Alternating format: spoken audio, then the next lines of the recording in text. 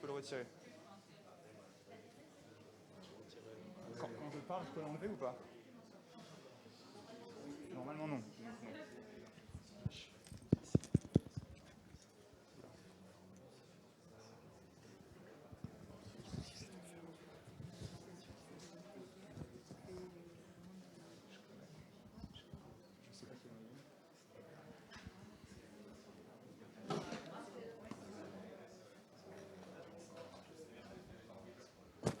Un, deux. Ah. On y va. Bonjour à tous, bienvenue pour cette table ronde inclusion numérique et mon espace santé dans le cadre de cette première étape du Tour de France de l'inclusion numérique ici à l'hôpital Henri Mondor. Donc on va commencer rapidement avec une petite tour de présentation des intervenants avec d'abord Dr Cécile Monteil, donc, qui est pédiatre à l'hôpital universitaire Robert Debré de la PHP, Roxane Martin, directrice conseil de WeTech Care, Garland Nison, experte en formation et en médiation numérique, Colline Siguier, qui est directrice études et plaidoyers de la Mednum, Micha Karapétian, qui est DSI de la Fondation de l'Armée du Salut, et enfin Gérard Raymond, le président de France Asso Santé.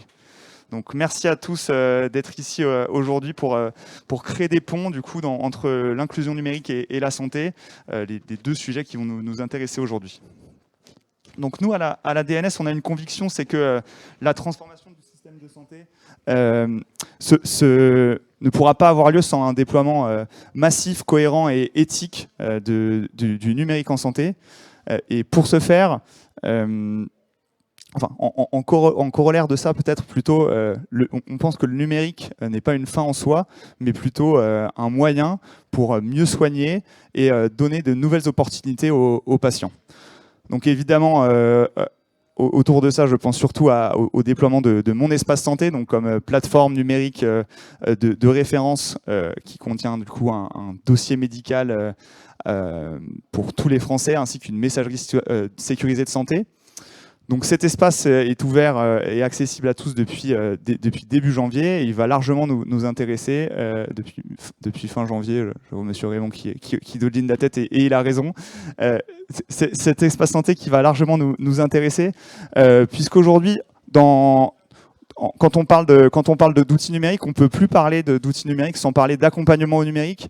Et nous, c'est vraiment une problématique qu'on a pris à bras-le-corps avec le lancement de mon espace santé, en disant qu'il fallait que ce soit un service public numérique qui soit déployé avec une vraie stratégie d'accompagnement, et celle-ci est au premier plan de notre stratégie de déploiement. Quand on dit lutter contre la fracture numérique, en fait, elles sont plurielles. Hein. Typiquement, on a de l'Observatoire de l'accès au numérique qui a été publié par WeTech Care et la Fondation Roche. On a 52% des Français qui se déclarent défavorisés à l'égard de l'accès aux technologies numériques, qui se déclarent également défavorisés en termes d'accès aux soins. Donc souvent, cette fracture numérique, elle vient s'insérer dans d'autres fractures. Et c'est un constat également qu'ont fait d'autres acteurs. Peut-être que, pour commencer, monsieur Gérard Raymond de France Asso Santé, est-ce que vous pouvez nous en dire plus sur, je vais vous donner mon micro, sur la fracture numérique, les constats et la nécessité d'accompagner les publics. Merci pour cette invitation, cette prise de parole. Évidemment, juste un mot, France Asso Santé, c'est l'Union nationale des associations agréées du système de santé, donc qui représente aujourd'hui, évidemment, l'ensemble des usagers de la santé. Nous avons fait plusieurs sondages, plusieurs études sur le regard que pouvaient avoir les usagers de la santé par rapport au numérique en santé. Et on s'est aperçu que 60% des questionnés étaient favorables au développement du numérique en santé, puisqu'ils y trouvaient quand même une certaine appétence et un certain intérêt pour transformer notre système de santé, pour être mieux soigné, etc. Néanmoins, leur crainte et leur réticence étant sur deux axes. Le premier, c'est effectivement sur la sécurité, on aura peut-être l'occasion d'y revenir, et le second point, celui qui fait aujourd'hui débat, c'est sur la fracture numérique, c'est-à-dire, oui, mais moi, je ne pourrais pas parce que je ne suis pas assez compétent, c'est simplement pour les jeunes, et ceci et cela. Et donc, on voit bien que si nous voulons réussir ce défi qui est devant nous, aujourd'hui, pour embarquer avec nous l'ensemble de nos concitoyens à utiliser ces outils, car ce ne sont que des outils, pour permettre d'améliorer notre système de santé, notre qualité de soins, nos relations avec les soignants, les soignés, y compris avec les institutions, nous avons à devenir des acteurs à l'accompagnement de toute cette population-là, de simplifier effectivement l'ensemble des outils, de mieux les coordonner et d'être au plus près de tous ceux qui, dans leur représentation, se sentent totalement démunis par rapport à ces nouvelles technologies. Donc là, devant nous réside un énorme défi qui est autant d'ailleurs politique que stratégique que social. C'est comment les acteurs institutionnels, politiques, mais aussi associatifs peuvent aujourd'hui se coordonner pour accompagner ces personnes-là à devenir de véritables acteurs de leur propre santé. Pour ce qui concerne France Asso Santé, nous avons participé à l'élaboration de ces outils, particulièrement de mon espace santé, mais aussi dans le cadre du recueil et des données de santé, dans l'entrepôt des données de santé, le Hub Data. Nous sommes évidemment partie prenante pour l'élaboration de toutes ces stratégies-là, et nous considérons que nous sommes aussi légitimes pour pouvoir mobiliser les associations, souvent les associations de patients, pour qu'elles accompagnent leur communauté thématique à s'accaparer de ces outils pour pouvoir rentrer soit dans un parcours de soins, soit pouvoir être interactif. Donc on a là, nous aussi, au milieu associatif, un énorme challenge à mener pour que les associations soient aussi des acteurs d'accompagnement, de protection et d'aide de leur communauté, pas simplement avoir un plaidoyer et déclarer matin, midi et soir que ça ne va pas bien. Donc il y a aussi une volonté pour nous de faire des associations de patients et d'usagers de la santé des véritables acteurs pour améliorer notre système de santé. Nouveau challenge, effectivement, pour nous associatifs. Je pense qu'au point où on en est aujourd'hui, on l'a vu ce matin, hein, sur les débats et les présentations que nous ont faites les professionnels de santé, on voit bien qu'on a encore des difficultés, effectivement, qui sont des difficultés techniques d'un côté, culturelles de l'autre. À nous de réduire les difficultés techniques pour l'interopérabilité, la facilité effectivement que les acteurs et les professionnels de santé puissent consacrer plus de temps à soigner que de faire du secrétariat ou de l'informatique. Et de notre côté, sur culturel, il faut qu'effectivement, nous aussi, nous accompagnions les professionnels de santé à s'accaparer de ces nouveaux outils. On voit bien que nous sommes là aujourd'hui à un passage entre les anciens et les modernes et qu'il nous faut accompagner les anciens pour pouvoir réussir ce passage important dans notre société. Au-delà du système de santé, dans notre société, notre vivre ensemble demain se fera sur l'outil numérique incontestablement. Merci beaucoup.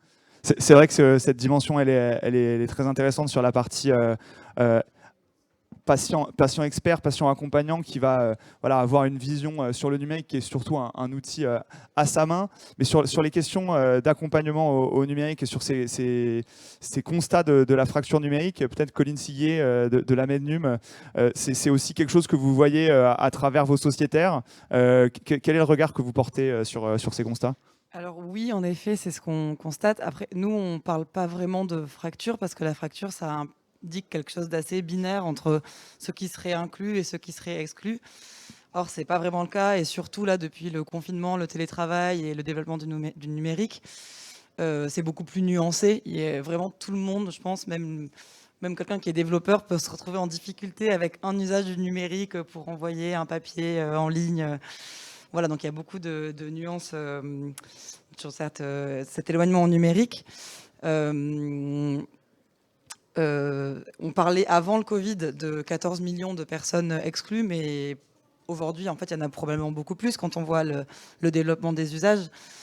Et du coup, ça peut engendrer une certaine défiance, une certaine peur envers le numérique. C'est vrai qu'aujourd'hui, quand on entend cyberattaque, hacking, fuite de données personnelles, c'est assez angoissant. Donc c'est pour les personnes. Et la solution, en fait, pour les services publics aussi, quand on voit tous les services publics qui se dématérialisent, ça peut aussi créer une distance entre le citoyen et le service, ce qui accroît la méfiance. Et la solution, en fait, pour lutter contre ça, c'est l'accompagnement.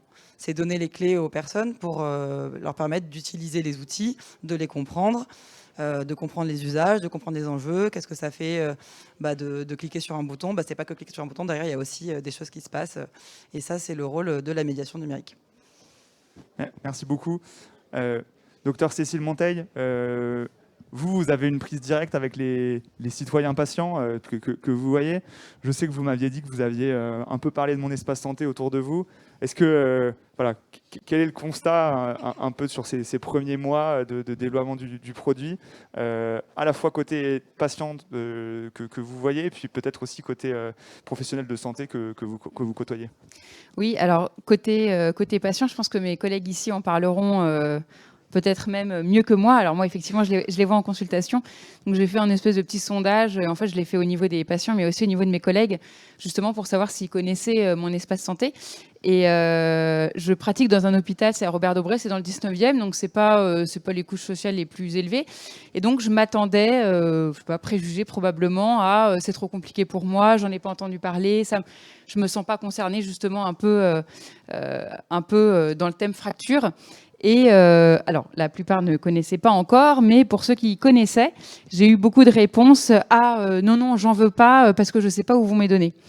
Et donc, comme quoi, en fait, finalement, il n'y a pas tellement une fracture, hein, c'est plutôt l'accès à l'information et la façon dont on est accompagné et dont on comprend tous ces services numériques. Et j'avoue que j'étais qu'à moitié étonnée parce que j'avais vu ce petit flyer et ça m'avait un petit peu, j'avais été un peu étonnée par la seule fois où la sécurité est abordée, c'est pour dire, voilà, enregistré simplement dans mon espace santé, ils sont en sécurité.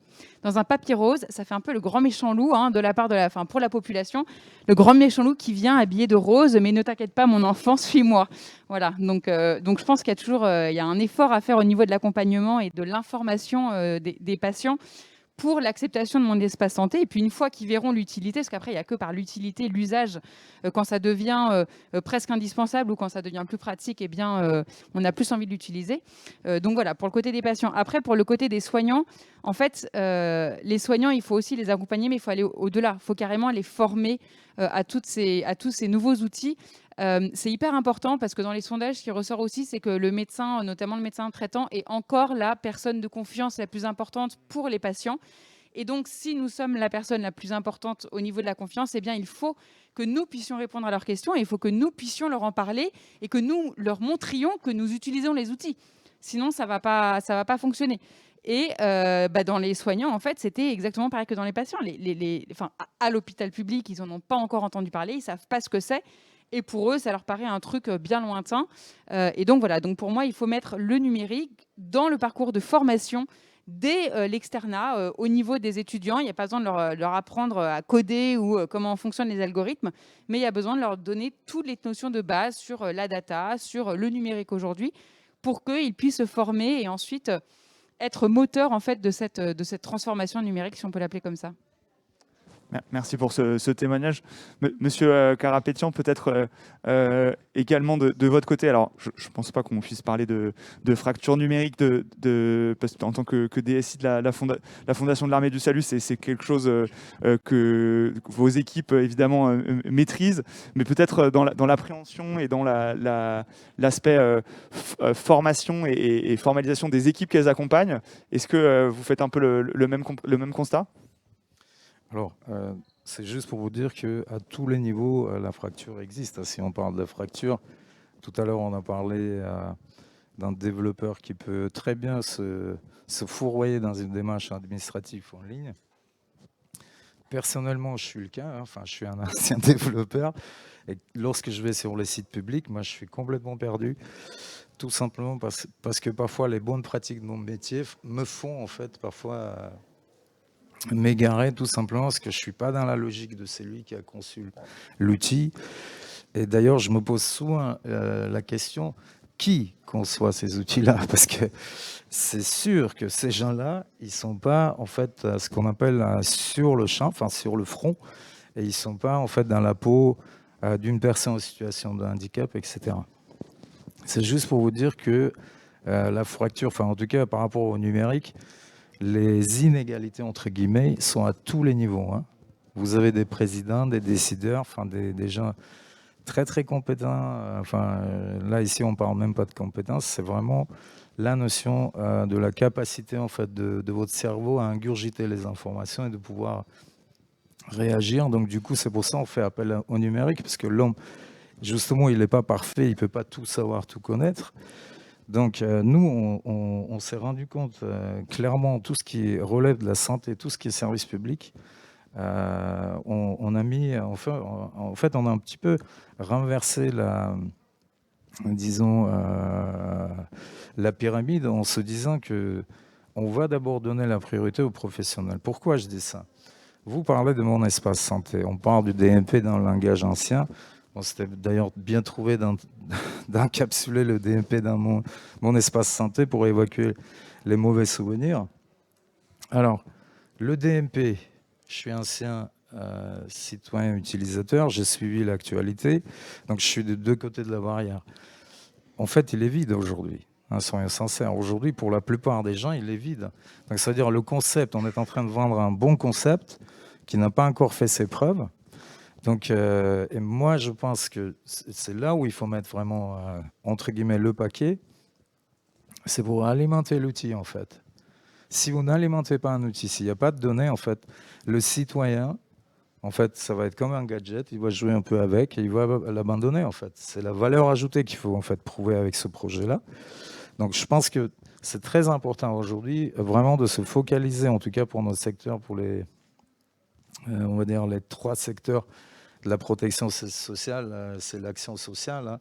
Il y a de la prévention dans l'action sociale, donc médico-sociale et le sanitaire, parce que très souvent on parle du sanitaire, de l'hôpital, on oublie qu'en périphérie, en fait, c'est la part de Lyon, en fait. Vous voyez, l'hôpital, c'est 2 nuits, voire même pas. Après, les gens, ils sortent, il y a une vie autour de l'hôpital, et tous sont consommateurs de données santé. Et moi, je pense que, on va dire presque 80% des personnes qui doivent contribuer, en fait, à la saisie, à l'enrichissement de ces espaces-là, sont un petit peu exclus du périmètre.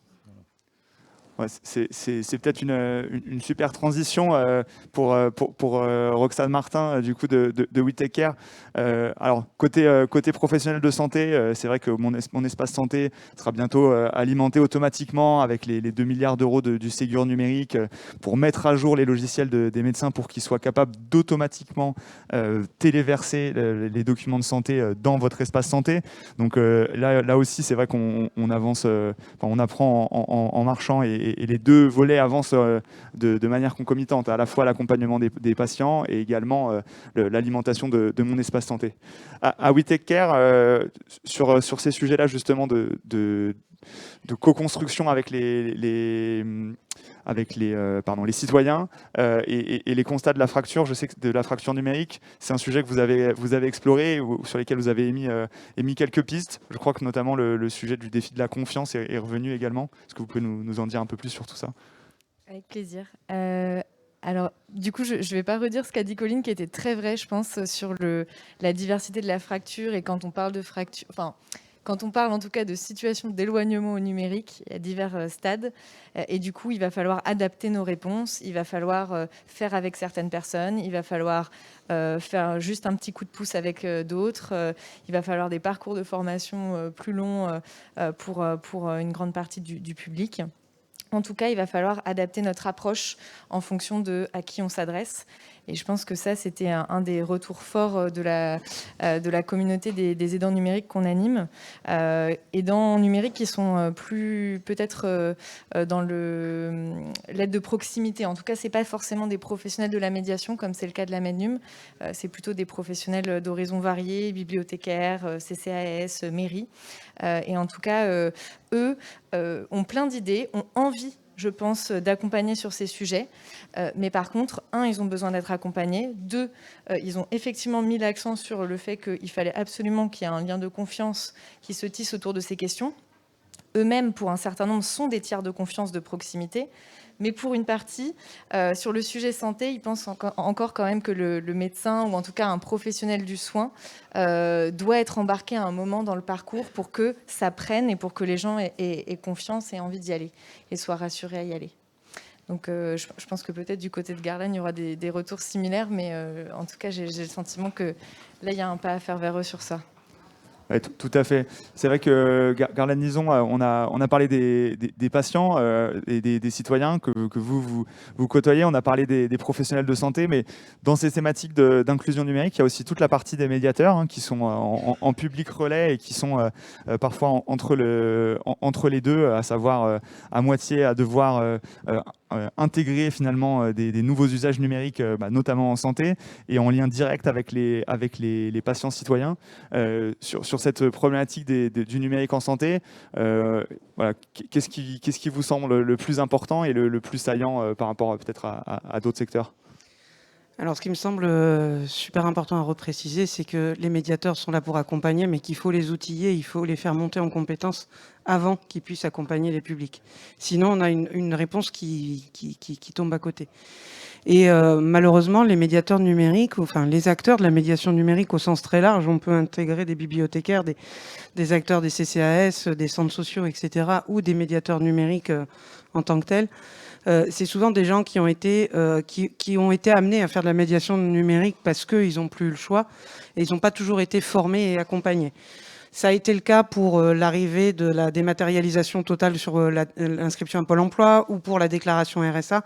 Et on a fait au fur et à mesure et on s'est outillé comme on a pu avec parfois aussi des gens qui sont avec un turnover assez important. Il faut savoir qu'il y a un diplôme aujourd'hui du ministère du Travail, un certificat professionnel qui reconnaît ce métier, mais malgré tout, ça reste très récent. Donc il y a un vrai besoin d'outiller ces acteurs-là pour qu'on ait ensuite une réponse de proximité qui soit efficace et de qualité.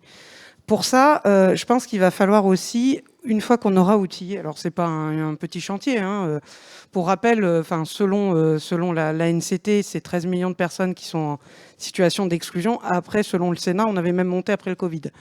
On serait entre 10 et 15 000 médiateurs numériques en France. Donc ça fait juste un petit...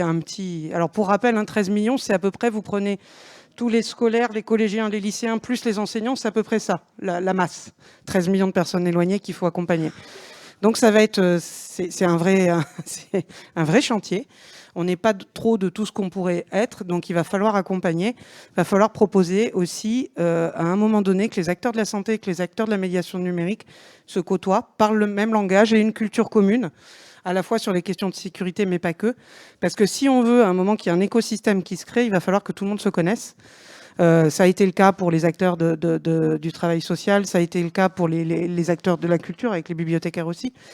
Et effectivement, il va falloir que les acteurs de la médiation numérique et les acteurs de la santé se connaissent parce qu'il va falloir qu'il y ait des relais.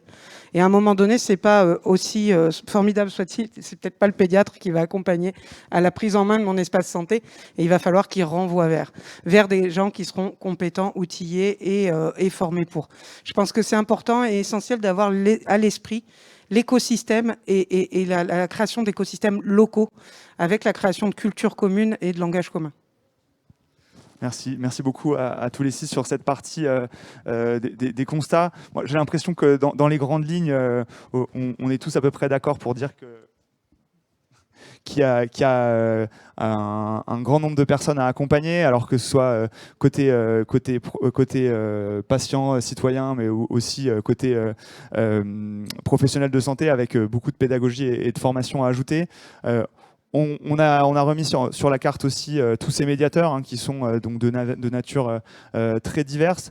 Néanmoins, nous on pense, je le disais en introduction, que le numérique peut être une vraie opportunité, notamment dans le secteur de la santé, avec plein d'avancées possibles pour les patients. Je pense par exemple aux pertes de documents, donc avec mon espace santé, normalement ça n'arrivera plus, aux doubles examens qui peuvent avoir lieu quand voilà, justement on a oublié un document, également une meilleure prise en charge en cas d'urgence ou une meilleure coordination des professionnels professionnels de santé sur les parcours de soins des patients. Donc on voit que le numérique peut quand même être un vrai vecteur d'innovation, d'amélioration de la prise en charge pour, in fine, mieux soigner.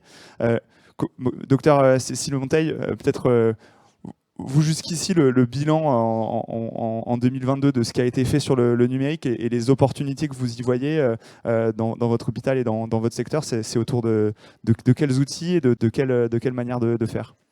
Vous prêchez une convaincue, hein, ce que vous dites pour les patients, nous on le vit de l'autre côté, hein, le patient qui arrive et qui n'a pas ses examens qui ont été faits dans un autre hôpital et on n'y a pas accès, alors on est obligé de refaire parce qu'en fait après avoir passé 1 heure à faxer à l'autre hôpital, attendre que le fax arrive mais ça ne marche pas, mais c'est la bonne personne, c'est pas la bonne personne, mais enfin voilà, donc on se retrouve à refaire des examens. Donc voilà, il y a plein de choses qui pourraient être faites. Ce qui a été fait jusqu'à présent, en fait, c'est toujours une question un peu difficile à laquelle je ne sais pas répondre, parce que ça veut dire quoi en fait? Le numérique, c'est tellement large. Et donc, le numérique à l'hôpital, pour moi, c'est quoi? Je sais pas, moi, quand je vais dans mon service, en fait, le numérique, c'est l'ordinateur. Et donc, finalement, c'est le logiciel métier. Du côté de mon exercice professionnel, alors le logiciel métier, c'est un autre, on peut en parler à côté, hein, mais on en a des nouveaux où, oui, c'est sûr que c'est plus avancé, hein, il y a toutes les fonctionnalités à l'intérieur de notre logiciel, mais alors, vous en parliez un peu tout à l'heure, au niveau de l'utilisateur expérience, comment vous dire que c'est une catastrophe. Voilà, il y a tout ce qu'il faut, mais c'est pas utilisable, enfin, c'est mal utilisable en tant que tel. Donc pour moi, le numérique, c'est ça. Après, le numérique, c'est quoi? C'est chaque professionnel de santé qui a son smartphone dans la poche et qui, selon sa culture, selon les applications qu'il a téléchargées, son appétence pour le numérique, va aller voir de lui-même sur certains sites ou avoir certaines applis. Mais le numérique, ça va pas tellement plus loin. Après, oui, on fait d'autres choses. Alors là, en ce moment, on est en train de lancer des pilotes sur l'utilisation de la réalité virtuelle, mais c'est à l'initiative du service. Parce que dans le service, on a des médecins qui ont une appétence pour ces technologies. C'est pas pareil dans le service d'à côté. Peut-être que dans encore un autre service, ils vont tester un autre objet connecté, mais ça va rester extrêmement local, extrêmement ponctuel. Ça va pas être scalé à l'échelle de la PHP. Et d'où, enfin, on en parlera peut-être plus tard, mais c'est aussi un des soucis dans le public, c'est que, en tout cas, à l'hôpital public, tout doit passer par des marchés. Et donc, en fait, tout ce qui est l'écosystème de l'innovation et des startups, ils n'ont pas accès à tout ça. Ou alors, il faut passer par le pilote, mais ensuite, le problème des marchés reste entier parce qu'une fois que ça arrive au marché, c'est toujours très compliqué. Donc, le numérique à l'hôpital, pour moi, voilà, c'est pas forcément toujours très clair comme question. Après, bien sûr, ce qu'on pourrait y gagner, moi, le temps que je perds en consultation parce que j'ai pas accès aux documents, parce que les patients sont pas venus avec, mais parce qu'en fait, c'est pas qu'ils les ont toujours oubliés à la maison, hein, c'est que parfois on leur a même pas donné. Et puis même une fois qu'ils sortent, moi, le compte rendu que je tape aux urgences, quand un patient est adressé par le médecin traitant, donc quand on a une lettre d'adressage, il va recevoir le compte rendu. Mais le compte-rendu, pour qu'il le reçoive, moi je le tape dans l'ordinateur, il doit être imprimé par la secrétaire, ensuite il doit être envoyé par la poste avec un joli timbre au médecin qui va le recevoir, qui va le rescanner dans son ordinateur, enfin c'est un circuit qui est complètement, qui n'a pas de sens, et il va le recevoir plusieurs semaines plus tard, et pour les patients qui ne sont pas adressés, ils ne le reçoivent même pas. Donc c'est aujourd'hui, bien sûr que ça pourrait résoudre un grand nombre de problèmes, et parce qu'il y a un besoin du terrain, cet outil peut marcher. Moi, pour ceux qui m'ont déjà entendu parler, j'ai tendance à parfois un peu cracher parce que je trouve qu'on est mal équipé, etc. Mais pour une fois, mon espace santé, il y a un vrai besoin, donc ça peut marcher. Si c'est bien utilisé, si c'est facile d'utilisation, si c'est pratique, si ça nous facilite la vie, si on n'a pas besoin de nous expliquer le mode d'emploi avec un annuaire, ça va fonctionner. Simplement, voilà, il faut que l'utilisateur expérience soit au cœur de l'expérience. Et pour le coup, pour mon espace santé, moi perso, j'ai été ouvrir mon espace santé, j'ai trouvé ça hyper facile. Après, j'attends encore plein de fonctionnalités qui vont être développées, mais moi je trouve que, pour une fois, j'ai envie de dire, je suis positive et c'est un vrai pas vers l'avant. Et j'ai envie de dire, voilà, il y a plein de choses à faire, mais il y a une vraie opportunité, donc faut qu'on y aille tous, quoi. Et Gérard Raymond, côté patient et association de patients, il y a aussi des attentes, j'imagine. Oui, bien entendu qu'il y a des attentes, bien sûr. Alors après, le numérique en santé, c'est immense. Mais voilà, quand vous parliez de c'est mon espace santé, mais c'est aussi bien d'autres applications. Lorsque l'on est dans un parcours de soins sur des pathologies chroniques et qu'on a pas mal d'outils pour vivre, est-ce qu'il faut aller voir tous les mois son médecin pour pouvoir lui envoyer des données de santé? On peut le faire tous les jours, etc., etc. Donc il y a bien d'autres applications sur le numérique qui doivent faciliter la relation patient-soignant gagnant et transformer aussi cette relation-là entre une expertise de la maladie et une expertise de sa maladie. Donc, c'est ce que je dis par rapport notamment au sujet des pathologies chroniques. Donc, effectivement, que cet espace santé, mon espace santé est un mot génial qui a été trouvé, qui montre bien que c'est mon espace, ça m'appartient.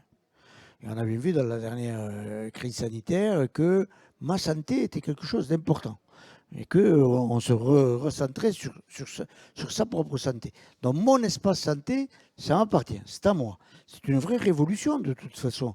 C'est passé un petit peu inaperçu, mais juste une parenthèse, on va être long, mais il y a 20 ans, le 4 mars 2002, on votait une loi des droits des patients. Le débat qui a failli faire capoter la loi, c'était de savoir si les médecins donnaient une information aux patients, donnaient le droit de regarder le dossier médical aux patients. Tout ou partie. Alors, même partie, c'était un vrai débat. Ça a failli faire capoter la loi. OK. Aujourd'hui, c'est le patient qui détient les données et qui donne le droit au médecin d'aller regarder. Vous rendez compte quand même le changement de... Ça s'est passé totalement, mais c'est ça. C'est exactement ça. Alors, encore aujourd'hui, on n'en est pas encore là, mais le système est programmé pour cela. Donc c'est bien aujourd'hui de vouloir responsabiliser chacun d'entre nous à recueillir ces données qui sont dans un coffre. Alors après, sécurisé, voilà, oui, il est sécurisé celui-là parce qu'il ne sera pas utilisé pour autre chose, etc. On peut très bien garantir. Il m'appartient, il est à moi, je donne l'accès à qui je veux pour pouvoir avoir accès à mes données poursuivies. C'est philosophiquement et stratégiquement, c'est extrêmement puissant, j'allais dire, et c'est un bond en avant extraordinaire. Reste de comment convaincre l'ensemble des patients, l'ensemble des professionnels de santé à se saisir de ces opportunités-là. On est toujours aujourd'hui devant ce défi, c'est comment nous allons accompagner effectivement toute la population. Et je pense que ça fait partie, vous avez parfaitement raison, ça ne fait pas partir que du système de santé, ça fait partie effectivement de notre nouvelle société. Le vivre ensemble aujourd'hui et demain sera numérisé. Les impôts, les achats, les machins, les voyages, etc., etc. Comment on accompagne l'ensemble d'une population à se servir de ces outils pour pouvoir créer une nouvelle société sous des valeurs qui sont quand même encore les nôtres. Merci beaucoup. Monsieur Karapétian, vous également, peut-être avec votre vision sur les établissements sociaux et médico-sociaux de la Fondation de l'Armée du Salut, c'est quelque chose que vous attendez. Qu'est-ce que ça va changer? On sait que le secteur médico-social parfois a plus de difficultés sur ces sujets numériques que le secteur sanitaire, mais on sait également que ça bouge et que voilà, il y a beaucoup de choses qui sont faites pour que ça avance. Donc, est-ce que c'est quelque chose que vous attendez également? Bien sûr. Je soutiens monsieur Raymond en disant que c'est une chose formidable d'avoir une application qui vous permet de créer, enfin en tout cas de créer une relation et de gérer aussi ces données de santé. Souvent, moi, je fais cette comparaison quand on parle du numérique, parce que j'œuvre dans et pour le numérique. Donc, je ne vais pas partager ici tout ce que je pense du numérique, simplement ce que j'ai envie de vous dire. Souvent en termes d'image, c'est pour vous dire que le numérique pour la santé est un peu comme le nucléaire pour les énergies, vous voyez. C'est toujours un vieux débat. Enfin, est-ce qu'on fait du nucléaire? Est-ce qu'on ne fait pas? Aujourd'hui, on se fait poignarder par les Allemands en Europe. Et en même temps, on parle de la transition écologique, on dit que c'est bien le nucléaire, enfin, finalement, c'est moins polluant, etc. Enfin, moi, je n'ai pas de doute que le nucléaire, enfin, en tout cas, c'est bien aujourd'hui, enfin, c'est moins polluant. Après, il faut convaincre beaucoup de monde. Et c'est pareil pour le numérique. Donc, moi, je ne veux pas dire à tout le monde que, vous savez, chacun doit parcourir son chemin. En tout cas, en ce qui concerne ceux qui déploient des projets numériques, parce que moi, je déploie au quotidien des projets numériques. Ce que j'ai appris pendant toutes ces années du déploiement, c'est qu'il y a deux façons de déployer en fait des projets numériques. Il y en a une façon qui est classique, hein, c'est un peu à la stalinienne, c'est obligatoire, réglementaire, circulaire, rien à faire, tout le monde le fait. Hein, ça c'est parfait d'ailleurs. Je salue sur certains projets, je salue les décideurs qui sont un peu staliniens, parce que parfois les utilisateurs, ça va dans tous les sens, enfin, c'est juste pas possible.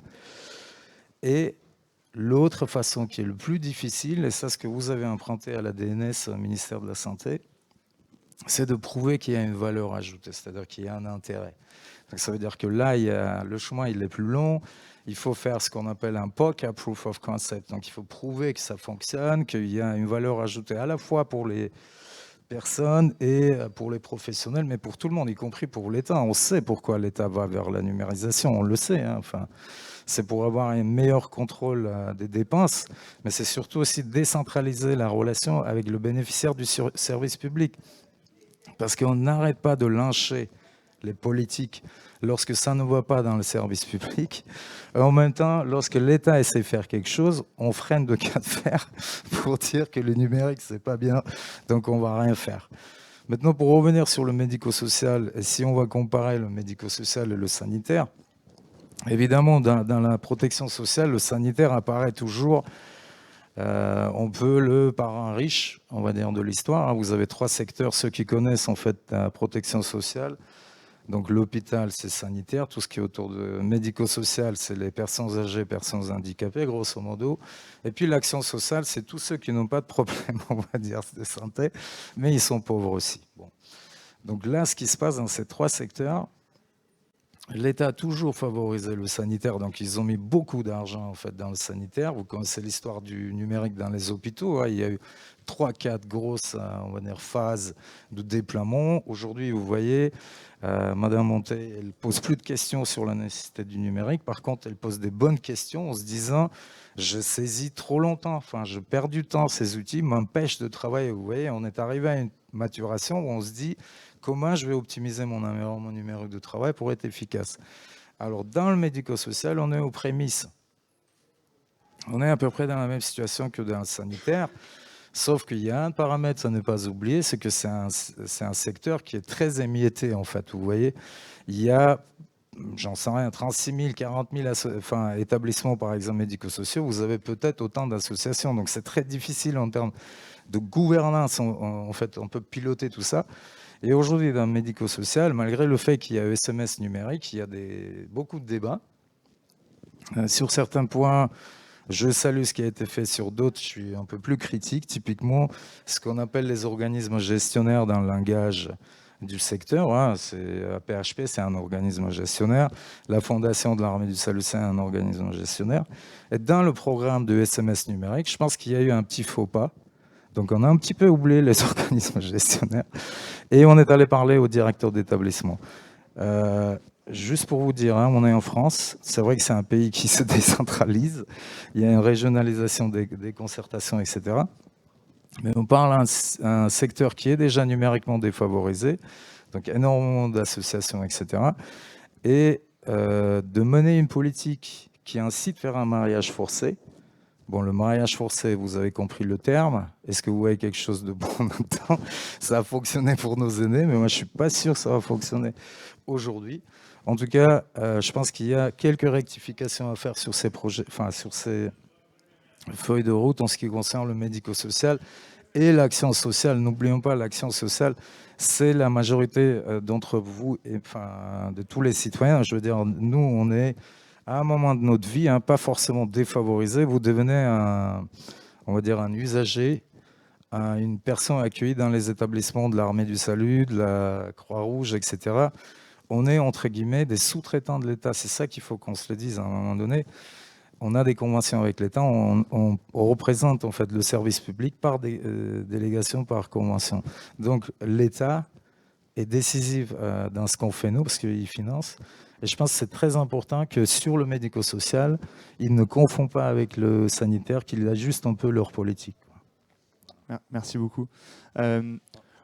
Le numérique, voilà, comme vecteur d'opportunité, on l'a vu là à travers mon espace santé, les attentes qu'il y a dans mon espace santé. Mais Roxane Martin, vous à WeTakeCare, vous avez vu d'autres outils. Il y a d'autres outils aussi du numérique en santé. Voilà, vous accompagnez beaucoup d'initiatives à la fois sur les sujets santé, mais aussi sur d'autres. C'est quoi les bons facteurs qui font qu'un produit va réussir et va être adopté par tous les publics? La recette magique, on a tous envie de l'avoir.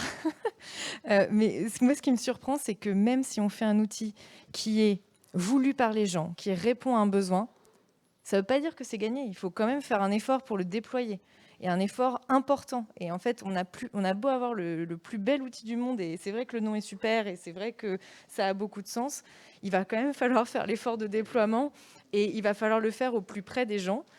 Et ce qui était dit tout à l'heure, c'est que je pense qu'on est au bout là de l'inclusion numérique pour le coercitif. On a beaucoup fait de l'accès au droit ces derniers temps et c'était indispensable. Enfin, c'était l'actualité, c'était le besoin des gens. Il y a eu une urgence pour les gens de pouvoir faire leur démarche en ligne. Et du coup, on a beaucoup aussi orienté le discours en mode « vous n'avez plus le choix, vous allez devoir, ça va plus être possible de faire autrement ». Et du coup, je pense qu'avec la santé, là, on a la chance de pouvoir le faire, non pas par le coercitif, mais par l'intérêt, tout simplement, la motivation, quoi. Et nous, on a besoin, en tant qu'acteurs du numérique inclusif aussi, de, je pense, vraiment se réouvrir là-dessus et de dire, en fait, le numérique, saisissez-vous-en parce que c'est intéressant pour ça, pour ça, pour ça. Et peut-être que pour vous, ça sera pour votre recherche d'emploi, pour vous, ça sera le numérique pour la culture, pour vous, ça sera le lien social avec vos petits-enfants, et pour vous, ça sera parce qu'en fait, vous n'avez pas le temps de prendre votre rendez-vous chez le médecin et que vous le faites en dehors des horaires de travail, quoi. Et du coup, je pense qu'il faut vraiment qu'on repersonnalise toutes ces approches et qu'on reparte de la motivation pure des gens. Alors, ce n'est pas la recette absolument magique pour déployer ces outils numériques, mais je pense qu'il ne faut vraiment pas bouder l'effort de déploiement et qu'il faut partir de la motivation. Et quand je dis vraiment pas bouder l'effort de déploiement, alors vous avez fait plein de choses, franchement, et enfin, moi, j'aurais fait ça aussi. Je trouve ça vachement bien. Des webinaires, des articles, porter à connaissance du réseau en fait, d'accompagnants, eux les informer. Si on veut qu'ils soient relais, il faut qu'ils soient très au clair sur les intérêts. C'est vrai que nous, on s'est tourné vers notre communauté d'aidants et on leur a posé la question, quand vous présentez la e-santé à vos publics, vous leur dites quoi? Et en fait, ils ont beaucoup parlé d'accès au droit. Ce qui est essentiel, c'est comme ça qu'ils voient beaucoup les choses. Mais du coup, il y a plein de choses en fait autour du numérique. Et moi, c'est vrai que, enfin, même à titre personnel, parfois, je me dis c'est peut-être plus une appli qui me donne des infos sur mon bien-être et je sais pas quoi, et qui va peut-être me motiver à me saisir plutôt de cette e-santé. Je vais peut-être passer par ce prisme-là pour m'emmener ensuite vers d'autres usages.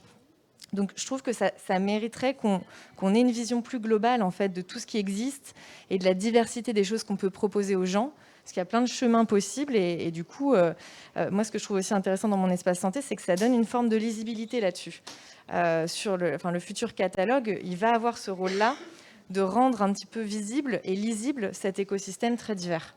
Oui, c'est vrai qu'on n'a pas beaucoup parlé, mais il y a de nouvelles fonctionnalités qui seront ajoutées au courant de l'année dans mon espace santé, et c'est notamment le cas du catalogue de services. Hein. Donc l'idée, c'est vraiment d'avoir un store, un peu comme un Play Store ou un Apple Store, où on a des applications de santé qui sont référencées à l'intérieur, et elles sont référencées par l'État. Pourquoi? Parce qu'elles respectent un certain nombre de critères d'interopérabilité, de sécurité, d'éthique, de numérique soutenable également, avec une sorte d'éco-score, et qui permettront du coup aux citoyens d'avoir un filtre intéressant sur l'écosystème florissant du numérique en santé.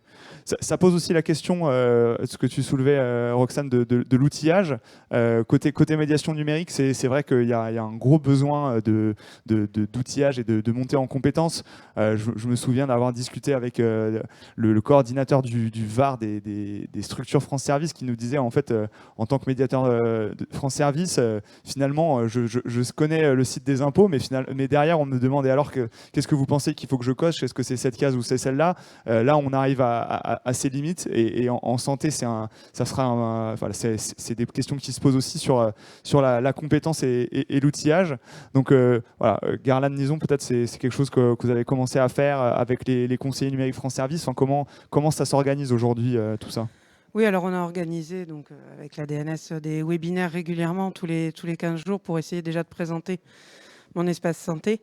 Effectivement, c'est une porte d'entrée, mon espace santé, qui permet d'ouvrir vers le numérique en santé et de redonner du sens à tout ça et de bien faire comprendre. Enfin, je pense que quand on parle d'outiller aussi les médiateurs, c'est aussi leur permettre d'expliquer aux usagers ce qu'il y a derrière tout ça.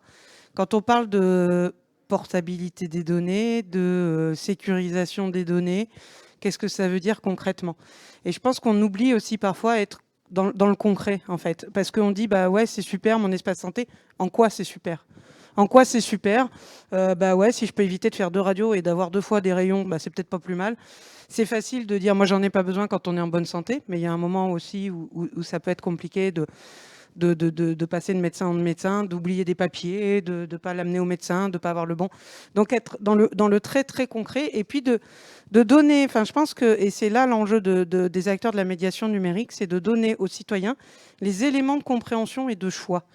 Quand on parle, ça a l'air un peu éloigné, mais quand on parle par exemple du modèle économique des GAFAM, c'est important de le comprendre pour dire pourquoi est-ce que c'est peut-être pas inintéressant que ce soit l'État qui s'en mêle plutôt que Google. Et c'est de faire comprendre en fait à l'usager tous ces enjeux-là et de comprendre en fait, de lui donner des éléments de compréhension de la société dans laquelle il vit. Et ça, je pense que c'est super important vraiment, c'est le cœur de métier de la médiation numérique. C'est pas uniquement cliquer ici, cliquer là.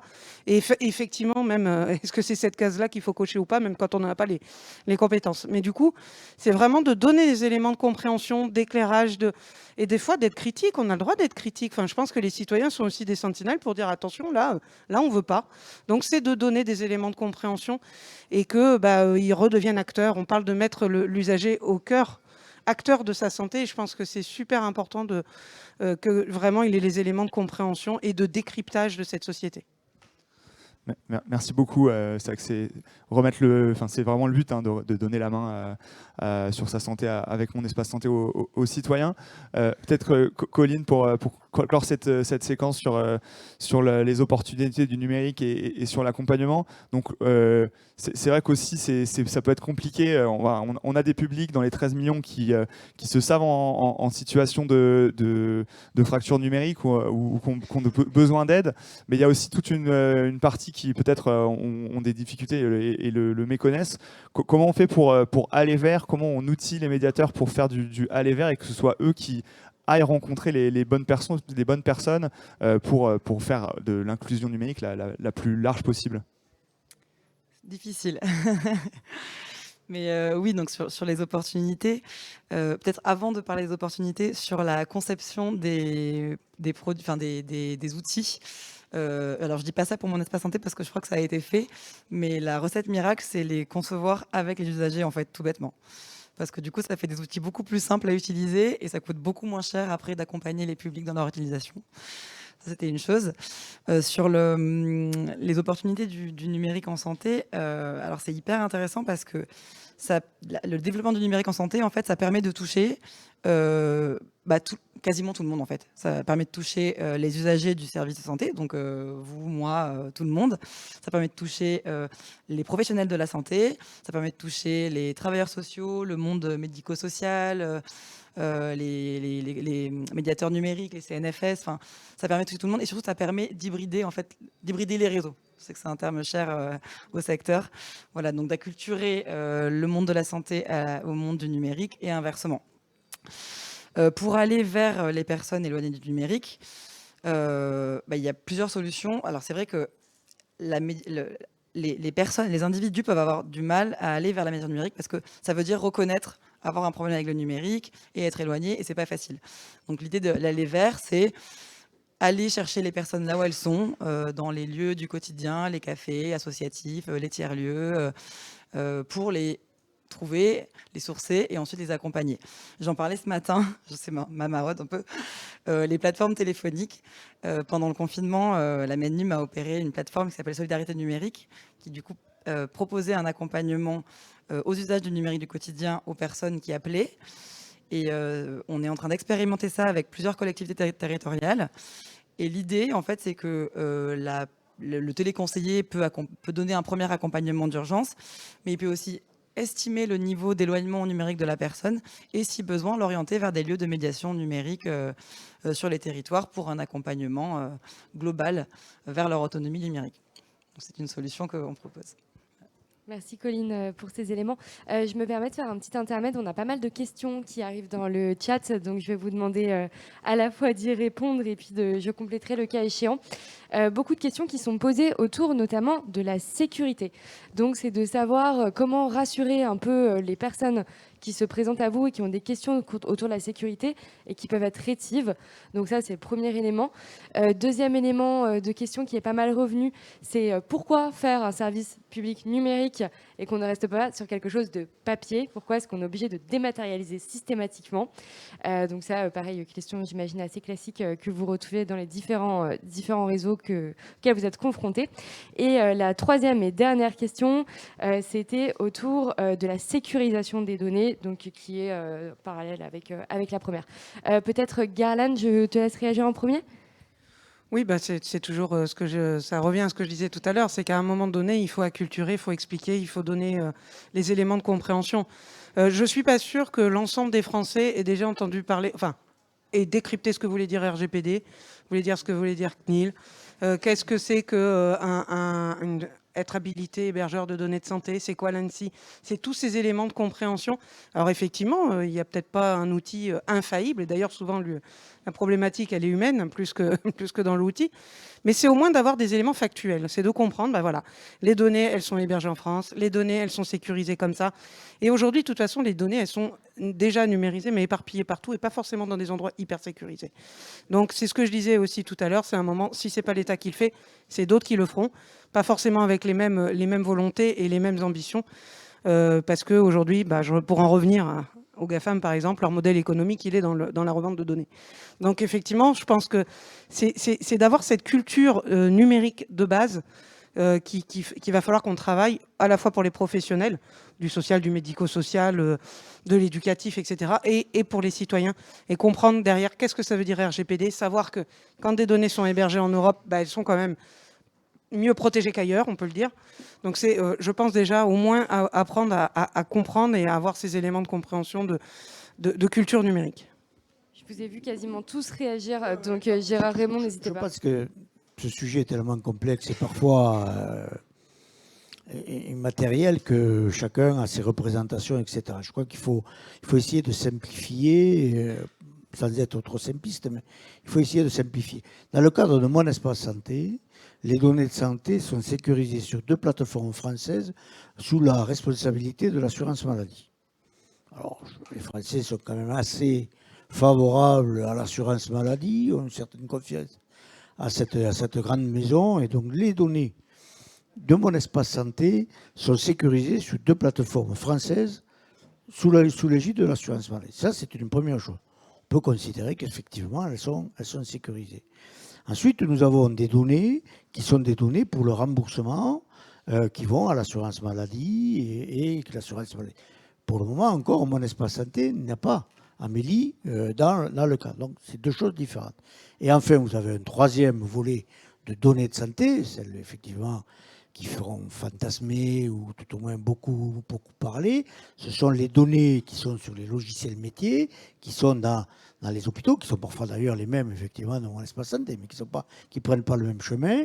Ça, c'est des données-là qui sont dans des répertoires ou dans des logiciels métiers, qui doivent être anonymisées et sécurisées, qui sont dans des entrepôts, que ce soit des entrepôts des hôpitaux ou dans des entrepôts collectifs sur le Hub Data Hub, qui sont là, effectivement, pour pouvoir faire de la recherche. Ces données-là, une fois qu'elles sont anonymisées, sécurisées, etc., peuvent servir à des projets de recherche pour les chercheurs et tout. Donc c'est des choses qu'il faut essayer, sans être trop simpliste, essayer de bien sécuriser. Nous, aujourd'hui, sur mon espace santé, les données qui sont sur mon espace santé sont sécurisées sous l'égide de l'assurance maladie. Donc on peut avoir une certaine confiance. Aujourd'hui, l'assurance maladie, avec le SNIRAM pour les remboursements, bon, ben, je pense que ça a fait aussi ses preuves. Reste effectivement le débat souvent sur ces données qui sont anonymisées dans le cadre de logiciels métiers pour pouvoir faire de la recherche. Et là, effectivement, on travaille encore une fois de plus, alors RGPD et bien d'autres, la CNIL et compagnie, on travaille effectivement sur la sécurisation de ces données-là pour que lorsqu'elles sont utilisées pour faire de la recherche scientifique, d'abord, les chercheurs aient montré patte blanche, etc., les résultats, etc., etc. Donc, on a quand même en France aujourd'hui fait beaucoup de progrès sur la sécurisation de ces données de santé, à tel point d'ailleurs qu'au niveau européen, on nous regarde pour pouvoir progresser, même si nous savons tous que le risque zéro n'existe pas. On a malheureusement encore à progresser là-dessus. Mais enfin, je trouve que nous avons, et peut-être que c'est aussi une des actions que nous avons menées, c'est qu'en permanence, effectivement, chaque fois qu'on a échangé, négocié, participé à l'élaboration de quelques outils que ce soit, nous avons toujours mis en avant la sécurité des données, la participation de l'ensemble des acteurs, la transparence dans la progression et particulièrement de la sécurisation de ces données-là, pour effectivement gagner la confiance de nos concitoyens. Je pense qu'aujourd'hui, le risque zéro n'existe pas, mais je trouve qu'en France, nous avons quand même aujourd'hui mis un cadre législatif et sécuritaire qui peut rassurer l'ensemble de nos concitoyens. Et merci en tout cas pour ce cadre effectivement législatif et réglementaire qui permet de bien comprendre le sujet. Moi j'ai envie de faire réagir avant Roxane Martin qui prendra la parole après, les représentants plutôt du milieu du coup sanitaire et médico-social. Quel est le niveau aujourd'hui de prise de conscience justement de ces enjeux côté professionnel de santé et après côté du coup établissements médico-sociaux? Les professionnels de santé, en fait, sur cette thématique, ils sont comme le reste des citoyens, ils y comprennent rien. Pour moi, la clé, ok, en sécurité, mais avec qui? C'est avec le loup qui est habillé en rose. En fait, c'est qu'est-ce qu'on va en faire de ces données? Moi, je pense que c'est ça, ce que veulent savoir les Français, c'est ok, on va les mettre en sécurité, mais d'abord, où et avec qui, et qu'est-ce qu'on va en faire? Et donc le mot-clé, c'est transparence. Juste pour une analogie, il y a un site internet américain qui, c'est un forum en fait pour les patients et ils peuvent discuter entre eux, soit par pathologie, soit par traitement, etc. Et ça marche vachement bien et les données sont utilisées pour faire de la recherche. Pourquoi ça marche? Parce que la plateforme explique, elle est transparente, elle demande aux patients ce qu'il est d'accord pour partager et à chaque fois que ces données vont être utilisées pour une étude, on va lui proposer et il va avoir le choix de dire non. Donc en fait, il comprend qu'est-ce qu'on fait avec ces données, où est-ce qu'elles vont, pourquoi est-ce qu'elles sont utilisées. Et donc, il est d'accord, en fait. Et en France, juste de dire c'est en sécurité, mais ça ne suffit pas parce que je ne sais pas ce qu'on va faire avec mes données en sécurité. Et donc, je n'ai pas envie parce que je ne sais pas ce qu'il y a derrière. Et donc, on pourrait en faire quelque chose de négatif. Et donc, il faut être transparent, il faut expliquer la finalité et il faut demander le consentement. Une des choses intéressantes avec MS Santé, donc il y a la méthode coercitive. Moi personnellement, je suis pas pour les méthodes coercitives, voilà. Il y a la méthode effectivement juste parce que c'est génial et ça peut marcher hein, parce qu'avec le bouche à oreille, je pense que ça peut fonctionner une fois qu'il y a des patients qui auront eu 2 radios et que la personne en face dira ah bon moi c'était sur MS Santé, à chaque fois que je vais aux urgences, j'ai pas besoin qu'on me fasse de radio. Ah oui tiens, je vais aller sur mon espace santé. Donc il y a ça. Et puis il y a l'option opt-out aussi où effectivement si on n'est pas contre, l'espace santé va être ouvert, qui est pas mal. Mais voilà, au-delà de ça, il faut quand même un peu aller au-delà, et c'est comme ce que vous disiez, et acculturer, juste dire ce qu'on va en faire, être transparent, et dire qu'on dira aux patients ce qu'on va en faire, parce que c'est pareil, ce qu'on dit aujourd'hui, c'est peut-être pas vrai demain. Donc il faut qu'il y ait une communication qui soit progressive dans le temps, et qui explique au fur et à mesure, et qui laisse le choix au fur et à mesure de dire je veux bien ou je ne veux pas. Et en fait, quand on explique, les gens, ils veulent bien. Enfin, moi, je fais l'analogie pareil, on a plein d'internes et d'externes à former, donc on prend des photos. Quand on explique aux patients, voilà, est-ce que je pourrais prendre une photo? C'est pour expliquer. Franchement, je crois que, je sais pas, en 10 ou 15 ans, j'ai eu un non une fois, et d'ailleurs, j'étais étonnée. Mais quand on explique la finalité, les gens généralement sont d'accord, sauf si la finalité n'est pas... Voilà. n'est pas ce qu'il faut, et à ce moment-là, c'est un autre problème. Du coup, merci beaucoup. Je vous laisse aussi réagir, du coup, Micha Karapétian. En fait, pour moi, la sécurisation, c'est inhérent. En fait, quand vous êtes dans le numérique, c'est devenu très à la mode parce que les gens ne connaissent pas le métier. C'est comme pour l'aviation, sûreté aérien. Enfin, je veux dire, ça va de soi.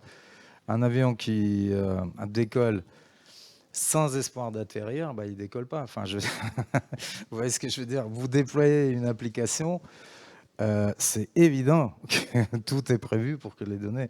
Et heureusement, si ce n'est pas prévu, je vous souhaite bon courage. C'est prévu, c'est prévu. Ouais. Non, mais je veux dire, ça va de soi. Vous voyez ce que je veux dire? C'est un peu les gestes 1, 2, 3 du métier, quoi. Si vous travaillez, vous décentralisez, par exemple, la gestion de projet avec des professionnels, s'ils n'abordent pas les questions de sécurité, ils ne sont pas bons. Enfin, vous débarrassez-vous-en. Enfin, mais je veux dire, ça va de soi. Après, la question qu'il faut peut-être ne pas confondre la sécurité, sécurisation avec la gouvernance, c'est la décision. Parce que le système d'information, ça tourne toujours autour de la décision. Vous voyez, à l'accueil d'un hôpital, quelqu'un qui vous accueille devant son écran et prend une décision. Quelle chambre vous attribuez? Si vous êtes sensible au bruit alors qu'il y a un chantier dans la cour de l'hôpital et la personne arbitrairement décide de vous attribuer une chambre où il y a du bruit, par exemple, et ça pèse sur vous, etc. Cette décision, vous voyez, effectuée numériquement, elle influence votre vie. Et nous, on a énormément de décisions dans cette chaîne numérique, à tous les niveaux, à l'accueil, au niveau du service, par exemple, au niveau de la direction, etc. etc. Un système d'information, mon espace santé, c'est un système d'information, on va dire, du bénéficiaire du service public, où nous sommes au cœur de cette solution et nous sommes invités à décider sur notre destin. C'est un peu ça, non? Je donne mes données, je ne donne pas, je partage pas, c'est génial, c'est excellent tout ça. Donc là, comme on dit, encore faut-il former les gens, expliquer, etc. Cette médiation, de comprendre aussi le pouvoir d'agir, ça s'instruit en fait. Vous voyez, le pouvoir d'agir à tous ces cases à cocher, des décisions que vous prenez en fait au bout de votre doigt en fait. Ce sont des décisions que vous prenez. Et cette question de sécurisation, etc., moi, je pense qu'il faut vraiment éclairer les gens pour qu'ils cochent des bonnes cases et qu'ils appuient sur des bons boutons. Mais pour revenir sur mon espace santé, ce que je voulais dire, depuis des années, je suis dans le secteur. Je vois beaucoup de débats autour, est-ce que ça marchera pas. Bon, vous voyez, c'est un peu comme un match de foot, là. Moi, je pense que ça va marcher. Ça va marcher tout simplement parce qu'on n'a jamais été aussi mûr dans la société pour ce projet-là. Vous voyez, tout le monde est d'accord, tout le monde est presque d'accord, avec des nuances, etc. Et surtout, on oublie quelque chose, on vient sortir, enfin presque, là je suis masqué, on n'est pas sorti totalement. On est dans une crise pandémique et on a vu à quel point le numérique était bénéfique pour certains métiers, pour certains services critiques, etc. Donc je pense qu'il faut maintenant passer le cap, vous voyez, de se poser des questions, est-ce que c'est bon ou pas? Je pense qu'il faut un petit peu accélérer ce fameux virage, ramener les données pour que les gens voient réellement que ça marche. Vous voyez ce que je veux dire? Sinon, on est comme comme des passagers. On achète le billet, on s'embarque et on se fie au pilote et à l'équipage. Vous voyez ce que je veux dire? Donc là, l'équipage, c'est le gouvernement. Vous avez maintenant le feu vert. Tout le monde a acheté. Demain, tous ces espaces activés, c'est les billets achetés. Et après, voilà, il faut accompagner le vol et puis être transparent. Le capitaine y parle, les gens ne s'ennuient pas, désengourdissent les pieds. Enfin, je veux dire, tout ce travail, il faut partir maintenant dans cette direction-là, je pense. Merci. Et du coup, moi, Roxane Martin, mais je vous laisserai dire ce que vous vouliez dire au début. J'aimerais bien vous faire réagir justement sur ce sujet que nous, on touche souvent du doigt. Finalement, inclusion numérique n'est qu'un prétexte à éducation à l'usage et n'est que la première marche pour pouvoir éduquer aux grands enjeux, aux grands sujets là qu'on vient de toucher, à travers la sécurisation, etc. Et finalement, c'est pas parce que je sais utiliser un ordinateur ou une application ou mon espace santé que je comprends bien les enjeux qui sont derrière et en quoi cette application est donc plus sécurisée qu'une autre, plus éthique, etc. Est-ce que là-dessus, il y a des éléments de réponse question pas faciles? Alors là, si j'avais su, j'aurais pas pris le micro.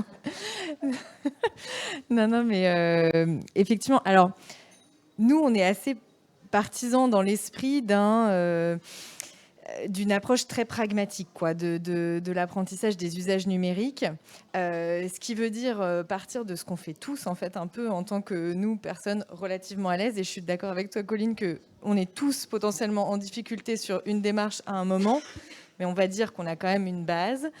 Et donc, nous, on se saisit des outils au quotidien. On le fait sans force, enfin, voilà, de manière... En tout cas, on va vers ce qui nous semble le plus efficace. Et du coup, on a plutôt eu cette approche-là vis-à-vis des publics. En revanche, évidemment, je partage tout ce qui vient d'être dit sur l'enjeu de absolument sécuriser les choses au maximum pour que les usages soient et la conservation des données soient absolument pas questionnables. Mais c'est vrai que ce qui me semblait intéressant, vous disiez tout à l'heure, Monsieur Raymond, que c'était une affaire des modernes contre les anciens, mais en fait, nous, on travaille beaucoup avec les jeunes aussi. Et je me dis, il n'y a vraiment pas qu'une question de personnes âgées là-dedans, il y a aussi une question de toute génération. Et il y a des jeunes qui sont anciens, exactement. C'est une bonne manière de le formuler. Et du coup, je pense qu'il y a aussi globalement, en fait, un enjeu à aller vers tout le monde en posant en fait une information sur tout ce que vous avez mis en place justement pour sécuriser ces données et pour sécuriser globalement en fait l'usage de la plateforme. J'ai le sentiment qu'on a beaucoup fait d'ateliers, d'animation autour des fake news sur plein de sujets. Je pense que vous en ferez les frais aussi. Il y en aura, ça sera comme ça. Mais du coup, facteur information me semble essentiel. Ça me permet de rebondir sur un sujet où je pense que vous allez prendre la parole tout de suite, autour de la co-construction des services publics numériques, ou en tout cas du numérique avec les citoyens. Est-ce que ça, c'est quelque chose auquel vous travaillez côté We Take Care, la manière dont vous le faites ? Oui, alors en début d'intervention, Pierre évoquait la collaboration qu'on a avec le laboratoire Roche. On a la chance de pouvoir collaborer avec eux sur la mise en œuvre d'un observatoire de l'accessibilité des services en santé. Et dans le cadre de cette démarche, on avait réalisé une enquête auprès des citoyens, mais aussi de la même manière que vous aviez proposé un comité citoyen et une vraie consultation citoyenne. On avait également organisé des ateliers et les citoyens avaient fait des propositions au moment de la campagne aux divers candidats sur les sujets numériques en santé. Et moi, ce qui m'avait marqué dans leurs propositions, et du coup, je trouve que ça fait écho à ce qu'on disait tout à l'heure sur les motivations et sur comment on présente les choses pour que les gens s'engagent, comment on leur explique l'intérêt d'eux, quoi. Et en fait, ce qu'ils avaient le plus dit, c'est il faut que ça nous aide à identifier des professionnels et à être pris en charge plus rapidement. Enfin, du coup, ça faisait beaucoup écho aux problématiques de déserts médicaux. Et par rapport à la deuxième question qui a émergé là des participants sur pourquoi le numérique plutôt que le papier. Alors, je ne réponds pas tout à fait sur pourquoi le numérique plutôt que papier. Là, je pense que l'argument est purement calligraphique. Du point de vue des professionnels de santé, c'est mieux le numérique. Mais entre le numérique et le physique, je pense qu'il ne faut vraiment pas présenter les choses en opposition. C'est de toute façon pas l'esprit du tout de la démarche. Mais je pense qu'on a vraiment intérêt à ne pas isoler le sujet Mon Espace Santé et à le prendre de manière beaucoup plus globale en disant c'est un tout et ça se complémente et il y a ça plus ça et ça vous permet effectivement d'être pris en charge plus rapidement. Oui, effectivement, nous on a un gros enjeu d'humanisation du produit numérique pour bien prouver que c'est juste un outil qui facilite la gestion de ces accès et de ces documents, mais que ça n'empêche pas un accompagnement humain et renforcé derrière. Enfin, c'est évidemment des objectifs. Du coup, je ne sais pas s'il y a des questions. En tout cas, je fais un appel parce qu'il y en a eu un petit peu au début. Et donc, vous voyez, on les pose. Donc, n'hésitez pas à les commenter dans le chat et à poser des questions.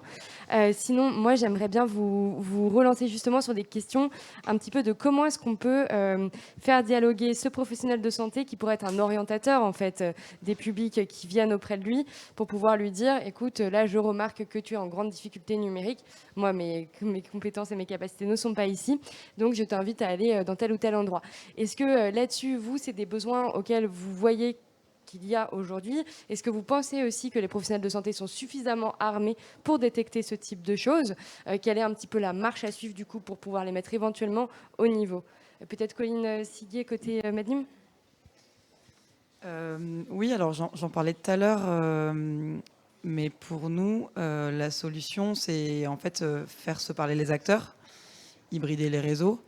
Il me semble qu'il y avait un appel à projet il y a quelques temps, mais c'était avant que j'arrive dans le secteur de la maison numérique, qui s'appelait l'hôpital tiers-lieu. Ça peut être hyper intéressant de transformer les établissements de soins, de sanitaires, sociaux, médico-sociaux, en espaces aussi où on accompagne les personnes. Voilà, peut-être que Garland pourra en dire plus que moi là-dessus. Oui, nous on a travaillé donc justement sur la mise en place d'un hôpital tiers-lieu. En fait, c'était l'idée de dire si les gens vont pas à la médiation numérique ira vers les usagers. Et bah, c'est un lieu de vie, l'hôpital. Ça peut potentiellement toucher tout le monde, malheureusement. On voit bien, hein, depuis ce matin, ça brasse, ça circule. Donc dans la Drôme, c'est ce qu'on a fait comme expérimentation, c'est mettre en place des actions de médiation numérique au sein d'un hôpital psychiatrique. Aujourd'hui, on est en cours de déploiement sur les centres médico-psychologiques de l'ensemble du département, parce qu'il y a un vrai besoin. Alors c'est vrai qu'au départ, faut l'admettre, l'équipe soignante y allait plutôt à freiner des cas de fer, mais aujourd'hui, après, c'est eux qui, au final, en redemandaient, parce qu'ils se sont rendus compte aussi qu'ils ont bénéficié, eux aussi, des actions de médiation numérique, et que ça leur était plutôt utile. Donc effectivement, l'hôpital tiers-lieu, c'est une des solutions. On a aussi mis en place une expérimentation qui est la mise en place d'un pass numérique santé. Donc le pass numérique, c'est quelque chose, c'est un dispositif qui existe, qui est financé par la NCT et qui est comme un chèque resto, mais qui vous ouvre le droit à des modules de sensibilisation dans des structures de médiation numérique. Et là, on l'a coloré spécialement santé. L'intérêt, il est double. C'est déjà de montrer qu'à travers le prisme de la santé, et parce qu'à un moment, on a une problématique santé, c'est des compétences relativement basiques au final. Utiliser mon espace santé, c'est remplir un formulaire, c'est utiliser un mail, c'est comprendre une extension de fichier, un poids de fichier, déposer un fichier, s'y retrouver dans l'arborescence. Donc ça reste des compétences qui sont alors indispensables dans mon espace santé, mais réexploitables dans bien d'autres démarches. Ça peut être pour aller suivre la scolarité du petit, ça peut être pour faire une démarche administrative en ligne. Donc c'est des compétences qu'on appelle socles de base, hein. On y donne du sens, parce qu'à travers la problématique de la santé, on donne du sens à pourquoi est-ce qu'on va se former au numérique. Et donc, en plus, l'autre intérêt, c'est que ça nous permettait, puisque ça marche par un réseau de prescripteurs, en fait, d'aller démarcher les acteurs de la santé, les pharmacies, etc., sur les territoires, en disant, ben voilà, nous, acteurs de la médiation numérique, on existe, on a une solution pour toutes les personnes qui sont en difficulté quand vous leur parlez de mon espace santé. Alors, effectivement, ils ne rentrent pas dans des diagnostics très lourds. Enfin, quand on voit que quelqu'un n'a pas d'ordinateur, ne sait pas envoyer un mail, etc., c'est que potentiellement, il a besoin des acteurs de la médiation numérique. Donc, ça permettait aussi de communiquer autour de ces acteurs-là et de dire, bah, renvoyez-les nous, parce que nous, on est là pour les accompagner. Donc ça, c'était effectivement la possibilité. Je voulais juste redire un petit mot par rapport à la sécurisation. On a parlé de la sécurisation dans le sens sécuriser les données. Nous, ce qui nous a été dit aussi, c'est qu'il y a besoin de sécuriser, de rassurer les usagers, puisqu'on nous a dit, par exemple, bah, maintenant, si tout se passe en téléconsultation, parce que des fois, on a tendance à tout de suite passer, bah, il n'y aura plus. Si, il y aura encore. Et la téléconsultation, on a eu des craintes aussi. C'est, ah oui, mais si on peut faire des téléconsultations, est-ce que mon médecin va se mettre effectivement aux normes parce que je suis en situation de handicap et le cabinet n'est pas accessible. Donc il y a aussi tout ce dialogue. Je pense qu'il faut garder le contact avec le terrain. Et peut-être qu'à terme, il y aurait un observatoire aussi à mettre en place pour voir qu'est-ce que ça a comme influence mon espace santé. Est-ce que les gens suivent mieux leur santé ? On avait fait, il y a eu des études qui ont été faites, notamment avec le déploiement de Pronote dans la scolarité, où on s'est rendu compte qu'effectivement, il y avait une corrélation entre le décrochage et les parents qui ne se connectaient jamais à Pronote. Donc il y a aussi des moyens d'aller voir, d'améliorer le service, au même titre que certaines CAF ont mis en place des observatoires pour identifier les gens qui ne se connectaient jamais à leur espace CAF en ligne et le risque de rupture de droit. Donc c'est aussi un moyen d'améliorer le numérique, ça peut être aussi un moyen d'améliorer le suivi et d'observer un petit peu les pratiques. Excusez-moi, j'ai été bavard. Non, en fait, la question, donc moi je suis du terrain, hein, donc j'essaye toujours de m'imaginer dans ma pratique. Je pense que dans un scénario idéal, les professionnels de santé, en fait, on va nécessairement être amené à utiliser mon espace santé. Si les documents sont téléversés dans mon espace santé à partir de mon logiciel métier, que j'ai pas besoin d'avoir appris mon espace santé, ça va arriver. Et donc petit à petit, tous les professionnels de santé vont s'en servir, puisque si on téléverse dans mon espace santé et que on sait qu'on va y trouver les autres documents, bah, plutôt que d'ouvrir l'autre logiciel avec l'autre password derrière la fenêtre de machin, que c'est compliqué, bah, je vais utiliser mon espace santé. Donc nécessairement, idéalement, les professionnels de santé vont s'en emparer puisque c'est comme ça que ça doit se passer et qu'ils n'auront pas tellement le choix. Du côté des patients, non. Est-ce que nous, on est apte à détecter ceux qui sont pas vraiment, ceux qui sont entre guillemets exclus? C'est compliqué. Moi, si je vois dans une consultation, voilà, j'ai un gamin qui arrive, je sais pas, il s'est fait une plaie, je le suture, je lui donne ses 2 ordonnances, il repart. Non, je l'ai pas noté. Par contre, ce qu'on peut être amené à faire, c'est voilà, le compte rendu, parce que souvent on nous demande le compte rendu. Le compte rendu est disponible dans votre espace santé. Ah, vous l'avez pas ouvert. Et là, vous voyez, par exemple, j'ai un blanc. J'ai pas le temps de vous expliquer. En fait, si j'ai besoin de vous envoyer à l'assistante sociale, là, j'ai son DECT et son numéro et son mail, mais non, là, en fait, est-ce qu'il y aurait une adresse, est-ce qu'il y aurait un numéro de téléphone où les patients ne vont pas attendre 46 minutes comme quand ils appellent la CAF et on va leur répondre et on va les aider. S'il y a un numéro comme ça, on le ferait parce qu'en fait, ça prend 2 secondes.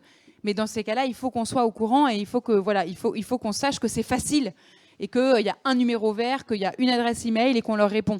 Idéalement, moi, c'est comme ça que je le vois. Et puis, petit à petit, voilà, ils l'auront et ils iront voir leurs documents. Ça leur servira. Ils diront à leurs copains, ah, mais moi, j'ai mon espace santé. Toi, tu as eu ça, mais regarde, moi, c'était directement dedans, etc., etc.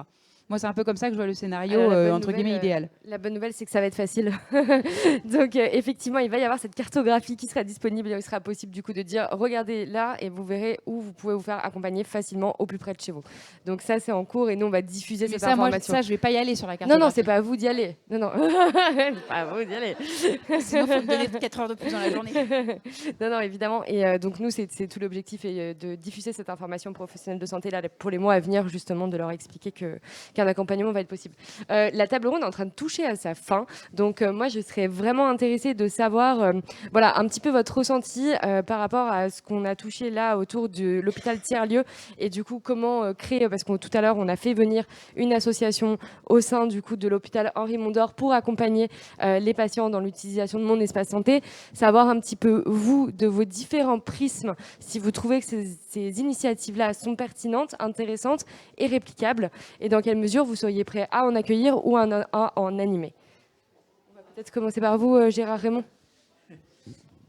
Non, mais bien sûr que ces initiatives sont intéressantes et sont nécessaires. Est-ce qu'elles sont suffisantes? Ça, il faudra voir à l'usage. Moi, je pense qu'on est parti pour du long terme. Et qu'effectivement, d'abord, la première chose, c'est de sensibiliser l'ensemble de nos concitoyens à ces nouveaux outils, à cette transformation de la société. Et ensuite, effectivement, comment on va à la médiation numérique pour les aider à s'acculturer de ces nouveaux outils. Donc, me semble-t-il, aujourd'hui, les structures qui sont là pour accompagner d'autres personnes, que ce soit au sein du Secours catholique ou d'autres structures, Croix-Rouge ou le milieu associatif sanitaire que je représente, c'est une mission pour nous aussi de pouvoir accompagner les personnes à mieux comprendre, à mieux se saisir de ces outils pour pouvoir effectivement améliorer notre système de santé, mais au-delà, améliorer notre vivre ensemble, encore une fois. Hein, ça ne se comporte pas que le système de santé. Donc, bien sûr que ces journées sont indispensables, ce Tour de France est indispensable. On l'a déjà fait il y a quelques années déjà pour présenter le premier projet. Aujourd'hui, on progresse, on avance, on remobilise les gens, mais il est bien évident qu'il nous faudra remettre 100 fois sur l'établi l'ouvrage. C'est indispensable et encore une fois, eh bien, il nous faudra continuer à travailler pour passer ce cap. Pour les professionnels de santé, vous l'avez dit tout à l'heure, il y a la formation initiale qui doit aujourd'hui avoir un champ extrêmement important pour la connaissance du numérique en santé. Puis peut-être on pourrait aussi, enfin c'est plus à vous qu'à nous, hein, mais se préoccuper du DPC et des formations continues qui devraient aussi aborder ces sujets-là. Enfin, je ne vous ai rien dit, moi. Hein. Je ne me permettrai pas. Nous en avons suffisamment assez à accompagner nos concitoyens à se saisir de ces nouveaux outils. Merci beaucoup. Roxane Martin, du coup, sur ce sujet-là. Alors oui, nous, on partage la pertinence de ces interventions. On pense qu'il y a vraiment un intérêt à décliner localement des dynamiques de réseau entre les professionnels de santé, les professionnels du numérique inclusif. On va initier une démarche là avec l'Eurométropole de Strasbourg qui, dans le cadre de son territoire de santé de demain, a décidé de mettre son réseau d'inclusion numérique au service de la e-santé. Nous, on les avait accompagnés, et c'est plutôt ça, nous, notre prisme d'intervention, dans la structuration d'un réseau inclusion numérique. Aujourd'hui, ce réseau inclusion numérique, il fonctionne bien, il y a une centaine de structures. Maintenant, l'idée, c'est de les mobiliser pour qu'ils soient en capacité de sensibiliser, d'accompagner sur ces sujets de e-santé. Et du coup, la manière dont on va procéder, c'est qu'on va leur donner des outils. Alors, il y a plein de choses qui existent, donc l'idée n'est pas de refaire des choses qui existent et qui sont déjà très bien. Donc, leur parler des outils qui existent, les décliner aussi potentiellement pour pouvoir s'adresser aux publics les plus fragiles, et puis surtout suivre cette expérimentation pour savoir un peu ce que ça donne, quel retour ils ont des publics, est-ce qu'ils sont en difficulté sur certains points. Alors, une partie de cela pourrait se faire hors les murs, peut-être dans des établissements de santé, peut-être dans des lieux de soins. C'est une possibilité. On va aussi utiliser tout le tissu en fait, des structures de proximité qui sont des relais de confiance pour les gens. Et puis, on va voir ce que ça donne. Donc, on vous en donnera des nouvelles. Et puis, on espère que ça nourrira cette dynamique. Michel Carapétian. Merci. Alors, pour ma part, c'est juste pour vous dire qu'il y a 2 ans, je pense. Ouais, c'est ça. Il y a 3 ans. Non, c'est ça. 2 ans. Juste avant Covid, on a eu le coup d'envoi dans les locaux de la Fondation du programme SMS numérique. Et qui savait qu'on allait se voir pour la dernière fois avant un an et demi de voyage masqué. Mais clairement, nous, on est très preneurs. On fait partie des réseaux. La Fondation de l'Armée du Salut fait partie pratiquement de tous les réseaux, on va dire, associatifs. On est ancré dans le secteur, ce qu'on appelle les tiers secteurs non marchands, et je le revendique, parce que c'est une branche d'économie qui a depuis très longtemps a fait ses preuves. On est un acteur. Et avec la loi de 2014, donc ça s'est accentué un peu, en tout cas l'apport de notre secteur pour la protection sociale. On parle ici des fonctions régaliennes, vous voyez, l'État approuvé, qui sont parfaits pour collecter notre argent. Je parle de l'impôt. Impôt Gouv, c'est le gros succès de l'État. Là, c'est quelque chose de vraiment intéressant parce que personne n'aime payer ses impôts. Là, on parle de la santé. Ça, c'est une fonction régalienne très importante pour nous. Donc, on a tous intérêt à ce que ça marche, bien sûr, à condition que la gouvernance est en place. On a parlé de la co-construction, etc. Tous ces outils sont en place, que les citoyens prennent ce projet réellement en main. Vous voyez ? Donc, faites ce travail d'aller vers les gens, vers le terrain, de les écouter, de discuter avec eux. Mais j'ai une chose à vous dire. Déjà, je suis depuis pas mal de temps en fait ce travail. Et je pense que vous avez déjà suffisamment de choses pour avancer. Et je pense que tout est réuni, en tout cas pour lancer le projet et céder la place aux médiateurs qui vont faire ce travail justement pour que ce projet marche.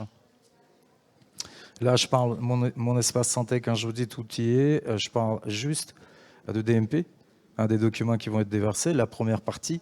Je parle de la messagerie et de l'agenda qui va arriver, etc. Mais juste avec la messagerie, avec les documents, je pense que quand ça sera lancé, en tout cas l'outil sera lancé, avec le médiateur, je pense que l'avenir de cet outil est assuré, en fait. Et moi, je profite de l'occasion, je salue Garland Nison qui milite pour la reconnaissance du métier, du médiateur numérique qui s'est fait tout naturellement avec l'expansion du numérique. Et je pense qu'il y a une vraie place. Pour finir, on avait participé à l'appel de DNS à des ateliers, des groupes de travail, à des ateliers, justement dans le cadre de la co-construction. Et moi, je participais dans un atelier qui s'appelait « Augmenter le pouvoir d'agir de la personne accueillie ». Et on a fait 2 livrables, parmi lesquels il y avait la fiche de fonction pour le secteur médico-social du futur médiateur en numérique. Et maintenant, la fiche est là, et il n'y a qu'à financer. On espère que le nouveau gouvernement va trouver les moyens. Merci. Oui, bien sûr que ces initiatives sont super et en fait, il faut diversifier toutes les initiatives possibles pour communiquer. Donc, il y a ce genre d'événements, il y a les médiateurs. Le numérique, ça a plein d'avantages, mais parfois le papier, ça a pas mal d'avantages aussi. Moi, je propose de changer, de mettre un vrai paragraphe sur la sécurisation et l'utilisation des données et après le distribuer à tous les professionnels de santé. Moi, perso, que ce soit au cabinet ou à l'hôpital, c'est facile hein, quand on dit aux gens, bah, je mets le document sur mon espace santé, je connais pas, bon, bah voilà, hein, j'ai pas trop le temps, mais j'ai le temps de distribuer un papier. Si je lui dis, oui, allez voir sur monespacesanté.fr, on est sûr qu'ils y vont pas. Un petit papier, voilà, on est prêt à le distribuer, ça fonctionne hyper bien. Et puis la deuxième chose, après, c'est de se laisser le temps, quand on en parle autour de soi, en fait, des jeunes qui vont bien. Peut-être que c'est pas très grave s'ils sont pas sur mon espace santé tout de suite parce qu'ils en auront pas tellement l'intérêt. La valeur ajoutée sera pas très grande, mais pour ceux qui ont des pathologies chroniques, pour les parents, alors la question est-ce que ça va remplacer le carnet de santé? Et ben tous ceux pour qui la valeur ajoutée est déjà là aujourd'hui, ils vont s'en saisir. Et puis après on se laisse un peu le temps. Faut aussi voilà pas avoir des objectifs trop ambitieux tout de suite, mais c'est comme ça que ça. Enfin je pense que c'est comme ça que ça marchera. Pour répondre à la question, du coup, ouais, dans la médiation numérique, on est capable aussi de faire notre propre critique. Et effectivement, les premières structures de médiation numérique ont été créées il y a 25 ans. On n'est aujourd'hui pas connu du tout, enfin peu. Donc je pense que oui, effectivement, il y a intérêt qu'on aille hors les murs et qu'on aille se montrer et s'afficher en tant que justement acteur sur les territoires, en allant dans les hôpitaux, en allant n'importe où il y a besoin de nous, où il y a une place pour nous, pour montrer qu'effectivement on est là, que ce sont des gens qui sont prêts à accompagner. Alors là, aujourd'hui sur la santé, demain sur l'éducation, enfin, hier sur l'éducation. Enfin, voilà, les sujets ne manquent pas. Et effectivement, il y a un vrai besoin de professionnalisation, de reconnaissance. Et c'est en allant au-devant des usagers qu'on va pouvoir être connu et reconnu, parce que voilà, 25 ans, ça fait quand même une paille, quoi. Et au risque de répéter ce qu'ont dit mes prédécesseurs, oui, sur la réplicabilité de ce qui s'est fait aujourd'hui, évidemment, il faut le faire partout. Alors, ce ne sera pas la Medum qui le fera parce qu'on est une mini coopérative de quelques dizaines de salariés, mais bien sûr que chez nos sociétaires, c'est quelque chose qui... D'ailleurs, merci Kokoya d'être venu aujourd'hui. C'est quelque chose qui va se faire et qui doit se faire. De toute façon, la médiation numérique, c'est justement un mélange, c'est de l'accompagnement de proximité, donc c'est un mélange de numérique et d'humain. Le numérique, s'il n'y a pas d'humain, ça ne fonctionne pas. Hein. C'est un domaine de développeurs, de geeks, c'est pour personne, quoi.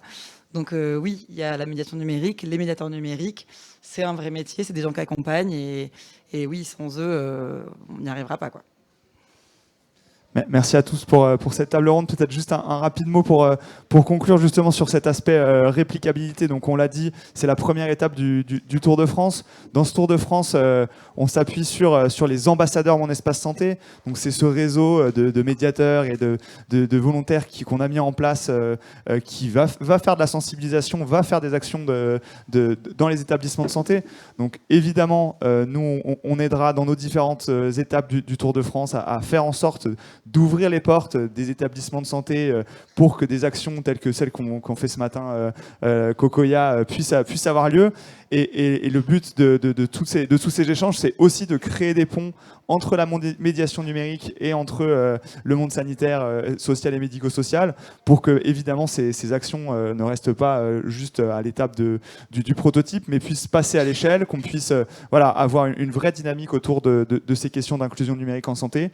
C'est pour ça qu'aujourd'hui, on a formé plus de 4000 médiateurs numériques aux questions de numérique en santé, qu'on a plus de 400 ambassadeurs qui sont présents sur le territoire et qui font des actions, qui s'engagent pour que la e-santé en France, ça avance. Et c'est aussi pour ça qu'on est en train de recruter des coordinateurs régionaux, des ambassadeurs Mon Espace Santé, pour que ce modèle soit réplicable et qu'on puisse créer ces ponts entre la médiation numérique et la santé. Merci beaucoup à tous et très bon après-midi.